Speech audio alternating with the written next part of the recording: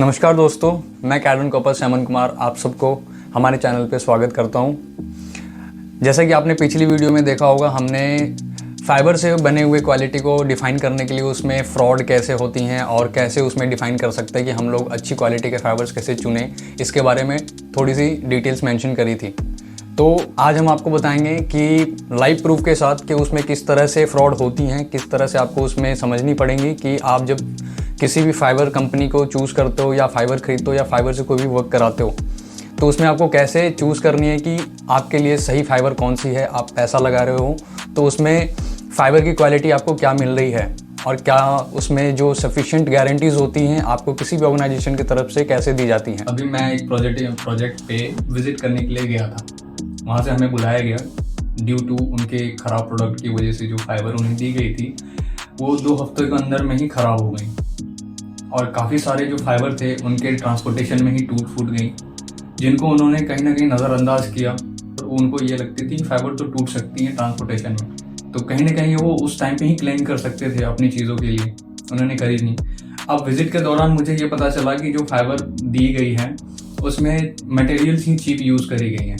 उसमें ना तो पेंट है सही तरीके से, उसमें जो पुट्टी करी गई है वो चूना यूज़ करी गई है, जिसको नाखून से कूरेदने पे ही वो निकल जाती है। सपोर्ट के लिए जो मेटल यूज़ होती है वो मेटल उसमें सिर्फ 1-2 लगी हुई थी, जस्ट कि उसके ढांचे को संभाल पाए, ना कि उसको प्रॉपर तरीके से वहाँ पे सेट किया जाए जो लॉन्ग टर्म तक के लिए चले। मेटल पे लगाने से पहले फाइबर में उसमें पेंट की जाती है जिसकी वजह से वो जंग रोधक हो, उसमें जंग ना लगे, लेकिन इनमें ऐसी कोई चीज़ नहीं थी।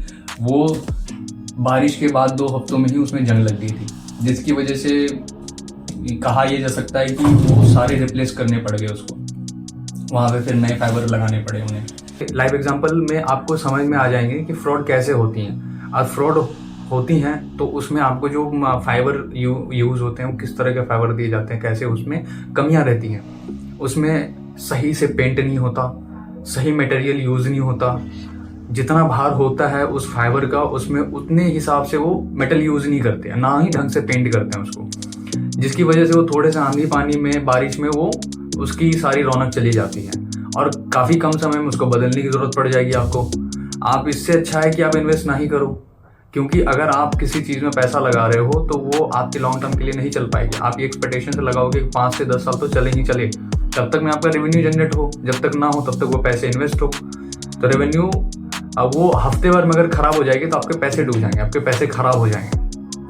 उसके बाद आप उनको कुछ नहीं कह सकते, नहीं पकड़ सकते, क्योंकि इन सब में गारंटी वारंटी नहीं दी जाती है। आप इस प्रोडक्ट में आप देखोगे कंस्ट्रक्शन वर्क है, वो आपको 100 तरह की बीमारियां बता देंगे कि हमने तो लगाई थी, सारी चीज़ें हैं, लेकिन वो आपके वेदर में सही नहीं है, आपने सही बंदों को नहीं बुलाया इंस्टॉलेशन के लिए, या बारिश हो गई होगी, पेंट ये वो, तो वो अपनी बहाना दे देंगे, लेकिन overall end of the time आपके पैसे ख़राब होंगे। इसके लिए सही ये है कि आप प्रिपरेशन करके किसी चीज़ को खरीदने से पहले आप सारी जगह का आइडिया ले लें, सभी जगह आप समझ लें, फिर जाके आप पैसे इन्वेस्ट करें। तो पहली चीज़ ये है कि आप खरीदोगे तो ट्रांसपोर्टेशन सही से नहीं करते हैं ये लोग। इसमें सहारनपुर में काफ़ी ज़्यादा होते हैं क्योंकि वहाँ पे फैक्ट्रीज ज़्यादा हैं ओवरऑल इंडिया में, और लोगों को नॉलेज नहीं होने की वजह से वो वहाँ से परचेस करते हैं चीज़ें अपनी, ठीक है। एक ऑर्गेनाइजेशन ना होने की वजह से वो आपको टीम नहीं देते हैं, वो आपको सही मैपिंग करके नहीं देते हैं, सही प्लान नहीं बना के देंगे, जिसकी वजह से आप जो बनाओगे अपना बैंक्वेट जो भी चीज़ में डिज़ाइन करोगे फाइबर, वो आपको सही तरीके से नहीं होगी, सही फॉर्मेटिंग से नहीं होगी। तो इसके लिए सबसे पहली चीज़ है, आप जितना पैसा लगा रहे हो उसी पैसे को आप यूटिलाइज करके सही जगह इन्वेस्ट करो। तो मैं आपको बताती हूँ कि जैसे अपनी कंपनी है, हमारी कंपनी एक ऑर्गेनाइज्ड कंपनी है, एक प्रोफेशनल वर्क करती है। इसमें हमारी खुद की टीम है जो आपको एक प्री अप्रूव्ड प्लान बना के देते हैं आपके किसी भी प्रोजेक्ट के लिए, इवन वो सिविल वर्क हो, हमारा फाइबर वर्क होता है।